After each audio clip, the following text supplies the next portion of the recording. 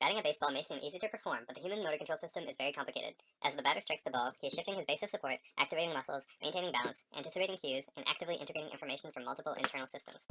We first consider environment, which can directly or indirectly affect movement. Regulatory factors directly regulate movement. When batting a baseball, being able to see the pitcher will directly affect where the batter will position himself. Physical characteristics of the ground will alter the batter's stance, which will directly affect how he positions himself to hit the ball. Non-regulatory factors indirectly affect the hit. The location of the sun could affect the batter's ability to make an accurate hit by affecting his central and peripheral vision. The receptive field of 2 to 5 degrees defines central vision and allows the batter to focus on the pitcher's hand to anticipate his pitch. Central vision contains the most cones, giving the batter the best resolution of the environment directly in front of him. Weather conditions like rain and wind would also affect the batter's ability to hit the ball. Distractions from the crowd could disrupt the batter's concentration, causing him to miss the ball. There are several task constraints to consider while batting. Stability constraints addressing stationary factors affect the movement of the batter. The first issue is finding a stable base of support. When swinging the bat, the batter must shift his weight to hit the ball with an optimal velocity while maintaining stability and balance. Cutaneous receptors in the feet detect the texture of the dirt and maintain balance throughout the movement by influencing the batter's center of pressure. Vision plays a role in proprioception by providing the batter a visual of where his limbs are positioned in space, allowing adjustments while swinging the bat. The batter also has a mobility constraint as he shifts his weight from one foot to the other to hit the ball. The transfer of weight from the back leg to the front changes the base of support, which threatens the batter's balance during the hit. Additionally, there are upper body movements occurring at the same time. There is initial flexion of the arm and elbow in the wind-up phase, followed by extension of both joints when hitting the ball.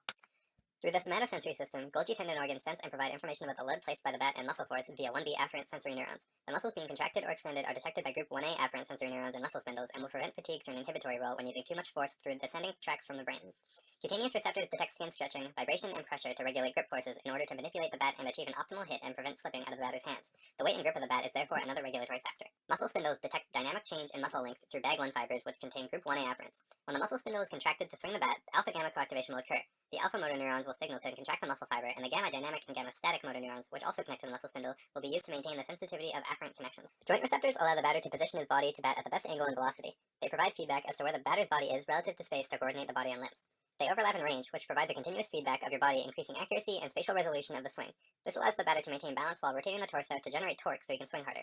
Both translational motion and rotational motion must be perceived by the cerebral cortex to maintain balance through the vestibular system during the swing. The vestibular system controls movement by controlling balance, coordination, eye control, and attention. The semicircular canals and the otolith organs detect angular and linear accelerations. They work together to send signals for the vestibular ocular reflex and to the muscles and brain structures. The signals sent to the neural structures allow the batter to clearly see the ball's movements and decide how to swing accurately. Other signals sent to the muscles result in better balance and muscle performance, which would result in the batter staying focused before, during, and after the swing. If either of these two signals were to be interrupted by external influences, then the batter would experience negatively affected eyesight and loss of balance. Body posture and maintaining an upright position are also regulated by the vestibular system. Manipulation constraints that deal with physically hitting the ball are also important. The way the batter holds the ball will vary with the type of pitch he must hit. Sensory feedback from the cutaneous receptors in his hand will assist in developing an accurate swing. Sensory afferents provide the thalamus with all the sensory information to be relayed to higher brain centers. The cerebral cortex then provides a cohesive and integrated perception of the environment and its constraints to influence the planning of the swing. The primary visual cortex, V1, is the first cortical region where visual sensory information will arrive. V1 cells respond to spots of light and converge onto complex V1 cells that respond to moving bars of light. This information is passed on in a hierarchical manner from the primary visual cortex to the extrastriate visual cortex through two paths depending on the visual information being processed. The ventral stream projects from V1 to V2, V4, and the temporal lobe sequentially and relays form, color, and object recognition. The batter can then identify the person standing in front of him as the pitcher, allowing him to plan an action to hit the ball.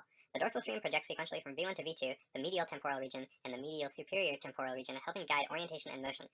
The batter can visually assess the distance between his hand and the pitcher and send this information to the posterior parietal cortex, influencing bat swing.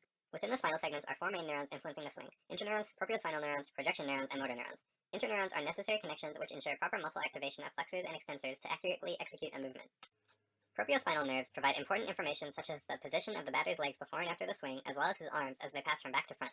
Projection neuron axons is sent to higher brain centers and allow communication within different brain regions. The motor neurons innervate skeletal muscle to execute every voluntary movement needed to complete the swing.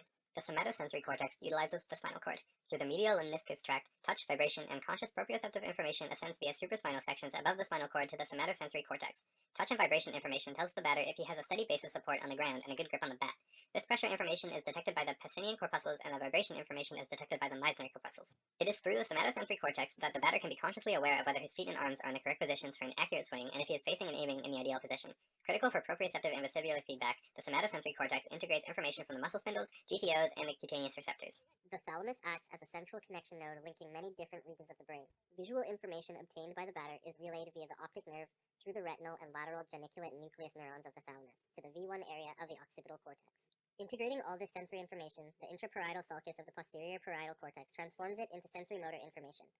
With a role in planning, the PPC also has online control of movement, as it integrates information from the parietal eye, arm, grasp, and and face field's reach region, PRR. The PGF and PFF are not involved since the batter is striking the ball and what his face is doing is irrelevant during the task. The PAF and PRR represent the region of space the batter can reach and extend his arm to. Visual and somatosensory inputs received at these areas enable the ability to guide the arm movements of the swing. The PEF would play a role not only in identifying the target, but in attention as well. As a result, the PPC gives rise to the ability to see, hear, and feel locations of space through visual, auditory, and somatosensory systems. The dorsolateral prefrontal cortex, or DLPC, is involved in the decision process of a movement. It's involved in considering why movements are made. When the pitcher gives a certain visual cue, the DLPC is involved in choosing a swing based on this cue. The decision is then sent to the premotor cortex and the M1, where the movement is carried out. To plan the trajectory of the swing, the premotor cortex works with the basal ganglia. Its role in deciding what movement trajectory produces the form of the swing is based on external cues, such as the location of the ball. The premotor cortex also works with the supplementary motor area to use internal cues which will influence the decision of the trajectory. Afferents from the premotor cortex project to the primary motor cortex, M1, and the spinal cord to innervate the voluntary swing. The premotor cortex also receives afferents from the thalamus. Damage to the premotor cortex would result in apraxia, the inability to voluntarily perform the swing. Receiving planned limb trajectories from the premotor cortex and the supplementary motor cortex, the primary motor cortex M1 is responsible for executing the batter's movements. Each motor neuron's activity is directly proportional to the muscle force generated. If the batter decides to swing the bat with greater force, M1 motor neuron frequency will increase. If the batter decides to change the trajectory of his arm during a swing, this is reflected in the sum of the entire motor neuron population activity that coded for this particular arm trajectory. By controlling antagonist muscles during the swing, the basal ganglia aids in maintaining stability without restricting the degrees of freedom. The basal ganglia controls the force of the swing, movement vigor, motor learning, and reward, such as a successful swing, which will reinforce motor memory. Via the oculomotor loop, the basal ganglia influences eye movements by working with the FEF to see the target, avoid distractions, and interpret visual cues from teammates. Via the limbic loop, the basal ganglia also influences emotion, affecting attention and cognition. To determine the location of the ball as it moves through the air, optic flow is utilized.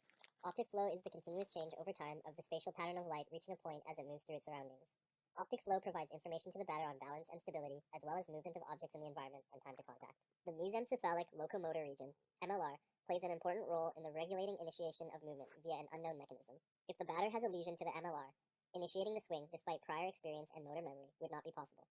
Regions of the MLR are responsible for modulated CPG output, which is unrelated to this task. Integrating the information provided by all of the mentioned cortical areas provides the basis of cognition. Cognition affects the subject's control over tasks. Cognitive factors include anticipation and attention. For example, if the subject is prepared for a curveball, they have a better chance of hitting it. Also, if the subject is able to ignore physical factors and devote their attention to batting, the reaction time will decrease. Anxiety and arousal are important factors to note, as optimal performance occurs at moderate anxiety and arousal levels. If levels are too high or too low, performance declines. Body conditions change as people age.